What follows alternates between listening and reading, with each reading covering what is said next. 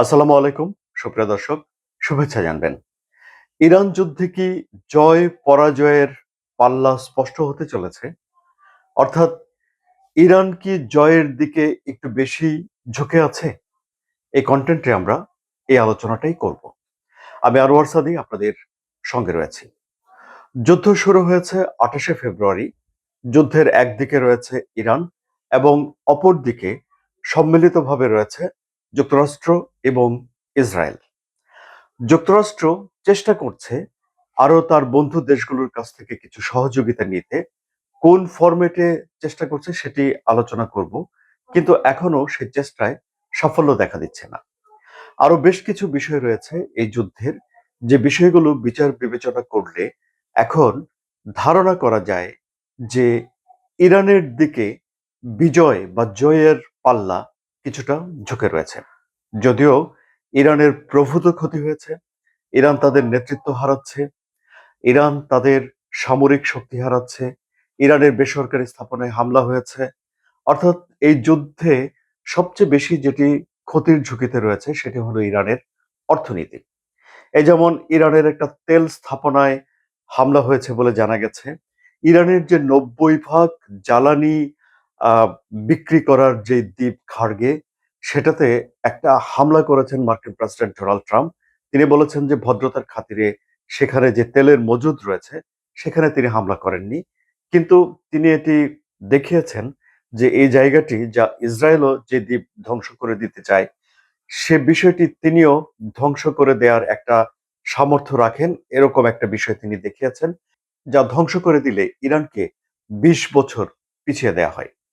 কিন্তু তারপরেও সার্বিকভাবে যদি যুদ্ধ পরিস্থিতি বিবেচনা করা হয়, তাহলে দেখা যায় যে ইরানের জয় হওয়ার দিকটাই একটু বেশি। কোন কোন ক্ষেত্রে চলুন আলোচনা করি। এখন ধরুন, যদি আপনি সমরবিদ্যার থিওরি অনুযায়ী এই যুদ্ধটাকে যদি বিশ্লেষণ করেন, তাহলে এই যুদ্ধটার যে নাম দিতে হয় সে নাম হলো অ্যাসিমেট্রিক ওয়ার। অ্যাসিমেট্রিকের বাংলা যদি হয় তাহলে এটা হবে অসমমিত, মানে অসমান। অর্থাৎ যখন দুটি পক্ষ যুদ্ধ লেগে যায়, তাদের যখন সামরিক শক্তি সমান না থাকে এবং তারা যখন সরাসরি মুখোমুখি লড়াই না করে, তখন এই বিষয়টিকে বলা হয় অ্যাসিমেট্রিক ওয়ার। তাহলে ইরানের সঙ্গে যুক্তরাষ্ট্র এবং ইসরায়েল যৌথভাবে যে যুদ্ধটা করছে, সেখানে কোনো জায়গাতেই যুক্তরাষ্ট্রের সেনাদের সঙ্গে ইরানের সেনারা মুখোমুখি কোনো লড়াই করছে না। ইসরায়েলের সেনাদের সঙ্গে ইরানের সেনারা মুখোমুখি কোনো লড়াই করছে না। আবার যুক্তরাষ্ট্রের যে পরিমাণ সামরিক সক্ষমতা শক্তি রয়েছে, তাদের বিমান বাহিনী, তাদের নৌবাহিনী, তাদের সেনাবাহিনী, এর সঙ্গে যদি তুলনা করি আমরা, তাহলে ইরানের সেনাবাহিনী, নৌবাহিনী, আইআরজিসি সবকিছু মিলেও সক্ষমতা কম। আবার যুক্তরাষ্ট্রের সঙ্গে যুক্ত হয়েছে ইসরায়েল, তাদের সামরিক সক্ষমতা আরো অনেকখানি বেড়েছে। ইরানের সামরিক সক্ষমতা সেক্ষেত্রে অনেক কম। সুতরাং মুখোমুখি লড়াই যদি হয়, তাহলে ইরানের জয়ী হওয়ার সম্ভাবনা নেই। তাহলে ইরান কিভাবে জয়ের পাল্লাকে ভারী করলো? এই বিষয়টি লুকিয়ে রয়েছে এই অ্যাসিমেট্রিক যুদ্ধের যে কৌশল, তার ভিতরে। এই যুদ্ধের কৌশলে সাধারণত যে কাজটি করা হয়, যে একটি বড় প্রবল প্রতিপক্ষের বিরুদ্ধে কৌশলে একটা যুদ্ধ করা হয়। আগে যেটি করা হতো গেরিলা যুদ্ধ, যেটা হয়েছিল ভিয়েতনামে, এবং যুক্তরাষ্ট্র সেখানেও নাকানি চুবানি খেয়েছে বলে বলা হয়। এবং এখানেও এসে যুক্তরাষ্ট্রের এরই মধ্যে যথেষ্ট ক্ষতি হয়েছে এবং সামনে আরো ক্ষতি হবে বলে আশঙ্কা রয়েছে। এমনকি যুক্তরাষ্ট্রের যে মূল ভূমি, যেখানে যুক্তরাষ্ট্রের নাগরিকরা বসবাস করেন, তারাও এখন এই যুদ্ধের আঁচ গায়ে লাগিয়ে ফেলেছেন। কিভাবে? সেটি হলো যে যুক্তরাষ্ট্রে জ্বালানি তেলের দাম বেড়েছে। আগে যত টাকা দিয়ে তারা এই জ্বালানি সংগ্রহ করতেন, এখন তার জন্য বেশি টাকা দিতে হচ্ছে। এবং এমনকি সে দেশের যে ভাইস প্রেসিডেন্ট রয়েছেন জেডি ভ্যান্স, তিনি এই জ্বালানির মূল্য বৃদ্ধির বিষয়টিকে স্বীকার করেছেন। এমনকি জ্বালানির মূল্য বৃদ্ধির কারণে যুক্তরাষ্ট্রের জনগণের অসুবিধা হচ্ছে সেটিও তিনি স্বীকার করেছেন। ৪৮ ঘন্টার মধ্যে তারা নতুন একটা ঘোষণা দিতে চায়, এটিও তিনি ইঙ্গিত দিয়েছেন। কিন্তু এই ঘোষণাটি দেবেন মার্কিন প্রেসিডেন্ট ডোনাল্ড ট্রাম্প। ডোনাল্ড ট্রাম্পের আগে আগে ভাইস প্রেসিডেন্ট হিসেবে জেডি ভ্যান্স কোনো রকম কথা বলতে চান না এ কথাটি তিনি জানিয়ে দিয়েছেন। অর্থাৎ এটি সুস্পষ্ট যে যুক্তরাষ্ট্রের মানুষজনের গায়ে যুদ্ধের আঁচ লাগতে শুরু করেছে শুধুমাত্র এই হরমুজ প্রণালী বন্ধ করে দেওয়ার জন্য। সুতরাং অ্যাসিমেট্রিক যুদ্ধের কৌশল হিসেবে আমরা দেখতে পাচ্ছি যে ইরান তার এই যে হরমুজ প্রণালী এটিকে বন্ধ করেছে। এখন ধরুন হরমুজ প্রণালীতে জাহাজ চলাচল পুরোটা বন্ধ করা ইরানের দরকার হয় না। কৌশল হিসেবে ইরান যদি এই জায়গায় একটা অনিশ্চয়তা তৈরি করে ফেলতে পারে তাহলে কিন্তু হয়। কারণ কোনো অনিশ্চয়তার ভেতরে কোনো বীমা কোম্পানি তার কাছে বীমাকৃত জাহাজকে এই এলাকায় যেতে দেবে না। কোনো দেশের মালিকানাধীন জাহাজ ক্ষতিগ্রস্ত হওয়ার জন্য যেচে যেচে এই হরমুজ প্রণালী পার হতে যাবে না। সুতরাং ইরান সফলভাবে এখানে একটা আহ অচলাবস্থা, একটা অনিরাপদ পরিবেশ তৈরি করতে পেরেছে। তাকে পুরো যে হরমুজ প্রণালী সেনা মোতায়েন করে দখলে রাখতে হচ্ছে তা নয়, একটা অনিরাপদ অনিশ্চিত পরিবেশ তৈরি করার পরেই ইরান এখান থেকে ফায়দা লুটে নিয়েছে। সুতরাং যুক্তরাষ্ট্র এবং ইসরায়েলের বোমা হামলা, বিমান হামলা, সামরিক হামলার বিপরীতে দাঁড়িয়ে এই হরমুজ প্রণালীকে একটা অস্ত্র হিসেবে ইরান ব্যবহার করেছে। এটি তাদের অ্যাসিমেট্রিক যুদ্ধের একটা কৌশল এখানে আমরা দেখতে পাচ্ছি। ইরান মুখে মুখে বলে যে তারা অফিসিয়ালি হরমুজ প্রণালী বন্ধ করে দেয়নি, এবং আমরা দেখতে পেলাম যে ভারত, পাকিস্তান এবং তুরস্কের বেশ কয়েকটি ট্যাঙ্কার, তেলবাহী ট্যাঙ্কার হরমুজ প্রণালী নিরাপদে পার হয়ে গেছে ইরানের কাছ থেকে অনুমতি নেওয়ার পর। কিন্তু ইরান স্পষ্ট করে বলে দিয়েছে যে যুক্তরাষ্ট্র এবং তাদের যে বন্ধু পশ্চিমা মিত্র দেশগুলো রয়েছে তাদের কোনো জাহাজ এই হরমুজ প্রণালী পার হয়ে যেতে পারবে না। ফলে বিশ্বের যে যত তেল সেল হয় তার 1/5 অর্থাৎ 20% এই হরমুজ প্রণালী দিয়ে পার হয়। সেটি আটকে আছে, এবং সেটি আটকে আছে বলেই এই তেলের বাজার অস্থির হয়ে উঠেছে। বুধবারেও 1 ব্যারেল তেল $108 বিক্রি হয়েছে, যা যুদ্ধ শুরু হওয়ার আগের চেয়ে $40 বেশি দামে বিক্রি হয়েছে। ইরান বলছে যে পরিস্থিতি এরকম হতে পারে যে তেলের ব্যারেল $200 উন্নীত হয়ে যেতে পারে। মার্কিন প্রেসিডেন্ট ডোনাল্ড ট্রাম্প এই হরমুজ প্রণালীতে যদি কোনো মাইন ইরান পুঁতে থাকে সেগুলো তুলে নেওয়ার জন্য বেশ কিছু জাহাজ চেয়েছিলেন তার বন্ধু দেশগুলোর কাছে, এবং হরমুজ প্রণালীর নিরাপত্তার জন্য জাহাজ পাঠাতে তিনি অনুরোধ জানিয়েছিলেন তার বন্ধু দেশগুলোর কাছে। কিন্তু এখনো পর্যন্ত একটি দেশ ছাড়া কোনো দেশ এই প্রস্তাব বিবেচনা করবে বলেও বলেনি। দক্ষিণ কোরিয়া বলেছে যে প্রস্তাবটি বিবেচনা করে দেখবে, কিন্তু সত্যিকার অর্থে দক্ষিণ কোরিয়া জাহাজ পাঠাচ্ছে কিনা সে বিষয়ে তারা নিশ্চয়তা দেয়নি এখনো।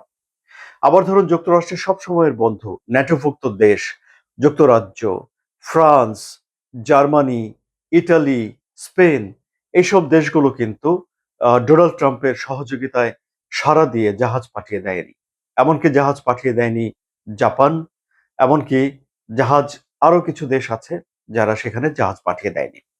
সুতরাং মার্কিন প্রেসিডেন্ট ডোনাল্ড ট্রাম্প ন্যাটোভুক্ত দেশগুলোর উপরে বিরক্ত হয়েছেন, এবং তিনি তার সামাজিক যোগাযোগ মাধ্যম সোশ্যাল ট্রুথে একটা স্ট্যাটাস দিয়েছেন, যে স্ট্যাটাস দিয়ে তিনি বলেছেন ইরানকে একটা সন্ত্রাসী রাষ্ট্র হিসেবে আখ্যা দিয়ে যে ইরানের অনেকখানি তিনি ধ্বংস করে ফেলেছেন, বাকি যেটুকু আছে সেটুকুও হামলা করে ধ্বংস করে দেওয়ার পর যারা হরমুজ প্রণালী ব্যবহার করে এই প্রণালী তাদের হাতে যদি ছেড়ে দেওয়া হয়, এবং যুক্তরাষ্ট্রের তো এটি দরকার নেই তিনি বলছেন, যে কারণ যুক্তরাষ্ট্রে যথেষ্ট পরিমাণে তেল রয়েছে, তাহলে তার যে নিষ্ক্রিয় বন্ধুরা রয়েছে তারা লাইনে চলে আসবে।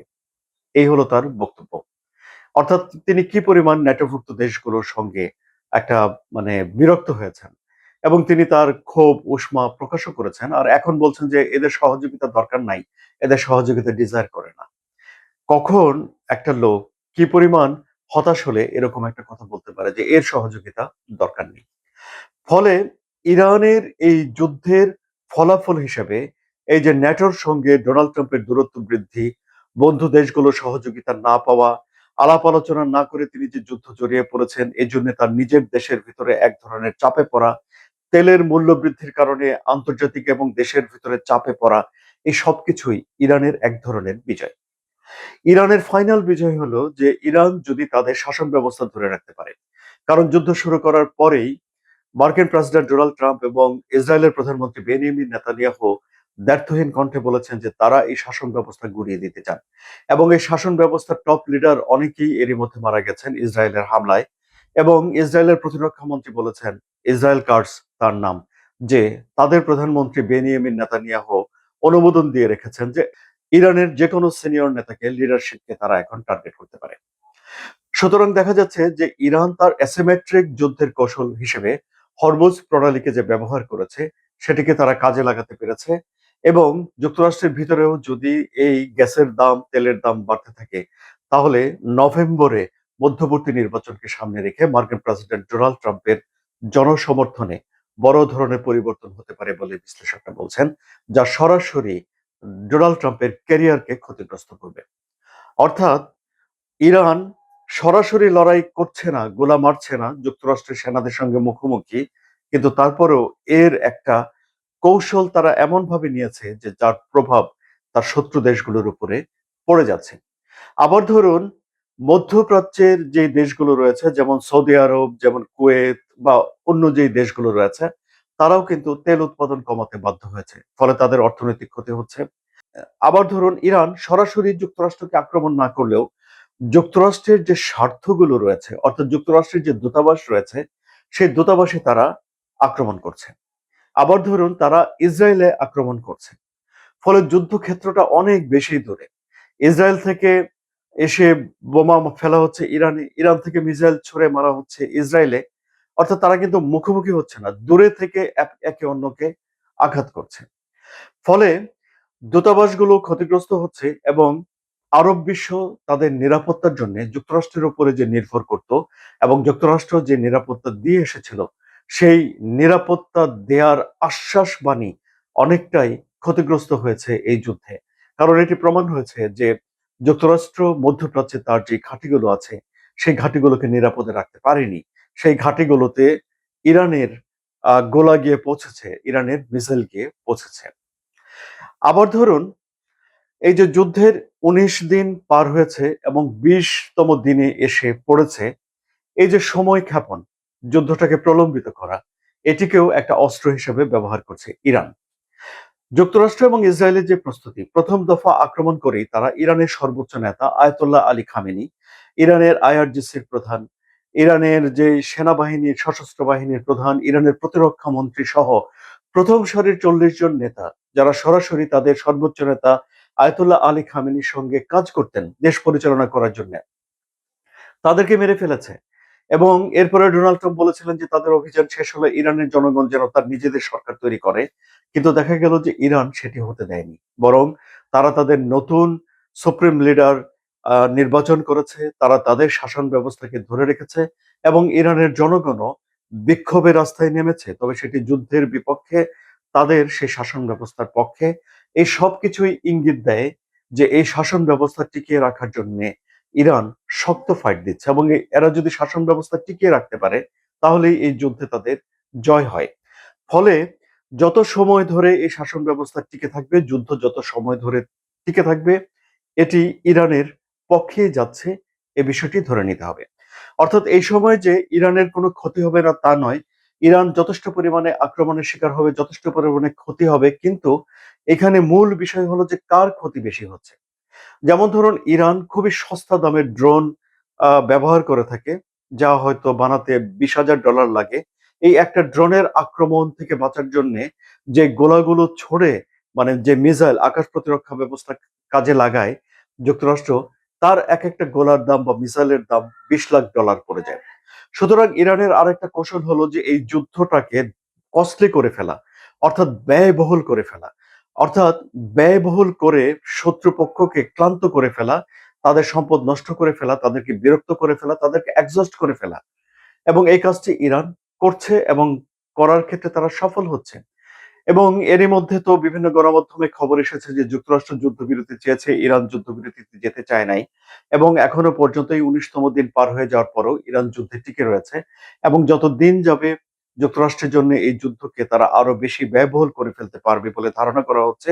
যদি তারা আরো বেশি ব্যয়বহুল করে ফেলতে পারে, তাহলে জয়ের পাল্লা ইরানের দিকে হেলে যায়। আবার ধরুন, ইরানের মেইন শক্তি হলো তাদের মিসাইল ছুড়ে মারা। যুক্তরাষ্ট্রের তরফ থেকে বলা হচ্ছে 90% পর্যন্ত তাদের মিসাইল উৎক্ষেপণের ক্ষমতা ধ্বংস করে দেওয়া হয়েছে। কিন্তু তারপরেও আমরা দেখলাম যে এসব ঘোষণার পরে ইসরায়েলে ক্লাস্টার বোমা ছেড়েছে ইরান, অর্থাৎ একটা বোমা লক্ষ্যের কাছাকাছি গিয়ে ভাগ হয়ে 100 বা তার চেয়ে বেশি বোমায় পরিণত হয় এবং বিস্তৃত এলাকায় হামলা করে। এরকম হামলা তারা করছে। তার মানে একেবারে যে পুরোপুরি যে মিসাইল ছুড়ে ফেলার সক্ষমতাকে ধ্বংস করে ফেলতে পেরেছে যুক্তরাষ্ট্র, এরকমও মনে হচ্ছে না। বিশ্লেষকরা তাই বলছেন। ফলে এখন মধ্যপ্রাচ্যে যুক্তরাষ্ট্রের ঘাঁটিগুলোতে হামলা করা, অনিশ্চিত পরিবেশ তৈরি করা, হরমুজ প্রণালীতে তেলের দাম বৃদ্ধির পর যুক্তরাষ্ট্রের উপরে চাপ প্রয়োগ করা, সর্বশেষ যুক্তরাষ্ট্রের ভেতরে এই যে তেলের দাম বেড়ে তাদের নাগরিকদেরকে এক ধরনের টেনশনে ফেলে দেয়া, এই সবকিছু এবং মিত্রদেরকে পাশে না পাওয়া, এই সবকিছুই ইঙ্গিত করছে যে ইরান এই যুদ্ধে কিছুটা জয়ের দিকে পাল্লাটা তাদেরই ভারী হচ্ছে। যুদ্ধের শেষ ফলাফল কি হবে সে বিষয়ে এখনই কিছু বলা যায় না। কারণ কখন কে কি কৌশল নেয়, যুদ্ধটা কোন দিকে মোড় নেয়, তার অনেকগুলো হিসাব নিকাশের উপরে নির্ভর করে। কিন্তু আপাতত এই এখন যে পর্যন্ত তথ্য জানা গেল তা থেকে এই বিশ্লেষণই দাঁড় করানো যায়। তাই নয় কি সুপ্রিয় দর্শক? আপনাদেরকে মতামত আপনাদের মতামত কমেন্টে জানান। আলোচনা যদি ভালো লাগে তাহলে সাবস্ক্রাইব করে চ্যানেলের সঙ্গে থাকুন। ধন্যবাদ সবাইকে।